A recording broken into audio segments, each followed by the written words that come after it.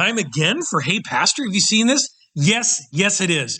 This is a production of Allen Creek Community Church, where you'll catch one of the pastoral staff here taking a look at the first time video clip that our folks on the production team have found, and you're going to kind of get our unvarnished commentary about it. They find stuff on culture and church and Christianity and philosophy and stuff. If you've got something you want us to take a look at, you can send us a link at social@ac3.org. Let's see what the guys have come up with this week. He made people knowing what would happen. A certain elect among them were destined for heaven, and a certain select among them were destined for destruction. So you're telling me he made a bunch of people for the sole purpose of torturing them forever in hell. Their goal, the job of these people, is to go to hell. I don't understand, Forrest. I thought you knew this because this is found in Romans chapter 9. Yes, it is. That's why I'm asking you to clarify that that's what you believe in. You believe that a God made people so that he could torture them forever. If they're not elect, I already clarified. I'm not saying that everyone is created to be tormented, but those right, no, are not everyone, just some of them. He created a bunch of people and he said, these ones are going to be tortured. I made these so that they can be tortured. I made these ones so they can sit in my theme park, but these ones over here I made specifically so that I can torture them later. That's what he did. He made people knowing what would happen. A certain elect among them were destined. So this is, if you're not familiar with New Testament theology, this is a bit of a debate, kind of an in-house debate, but clearly I think our host here is coming at it from a skeptical point of view. And the in-house debate technically is between a Reformed theology and between an Arminian theology. And it's not really important, the origins of all that, but there are really two ideas here. And the host is holding up as an argument the idea that God creates, and he's referring to Romans chapter 9, where there's a disputed passage there.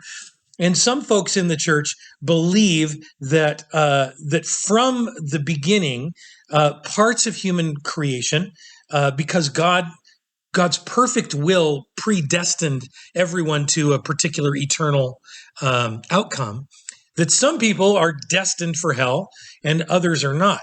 And it really finally comes, and the Arminian view is that no, there's actually room in there for human will, that we can make choices and we can choose to head in the direction of hell, or we can choose to go in the direction of heaven. And some Reformed thinkers really reject that idea, and because it tends to interfere with what they see as God's perfect will. The reality is that there's room under the big tent of Christian theology for both points of view, that it's a disputed matter, clearly. Now, our host here is using it seems to me, as a means to kind of reject the idea of the New Testament God altogether. And honestly, I tend to agree a little bit that this is one of the reasons I am personally not a Reformed theologian, that this is a problem. This outcome of God purposely creating someone for eternal torment doesn't line up with everything else, and it doesn't have to be read that way. This is it's in there, it's debatable. I understand why people do it, but you don't have to read it that way. It can be read differently. The idea of predestination, the idea of pre-knowledge, really the best metaphor, I think, is for those of you who are parents and you have a toddler. You can look at that toddler and you say to them, do not eat the cookie. And you look at them and you know exactly what's going to happen. They're going to reach out and get the cookie. And you tell them, if you reach out and take the cookie, there's going to be consequences. You're going to get a timeout. And they look at you, well, making eye contact the whole time, and reach out and take the cookie. Now, did you make them take the cookie? You did not. Did you create them for the express purpose of going into timeout because they chose to take the cookie? No, you made them because you loved them. Right? But you knew what was going to happen, and it was kind of predestined before they were ever born. They're going to do that sort of a thing. So maybe that's a slightly lighthearted. I don't mean to be flippant about it, but that's kind of the way that I think we can look at passages like Romans 9 and not take away from God's authority and God's sovereignty and holiness and power, and still not have to have this idea that God is just making creatures just to torment. So hopefully that's some insight here from the production of Allen Creek Community Church. Hey, Pastor, have you seen this? See you next time.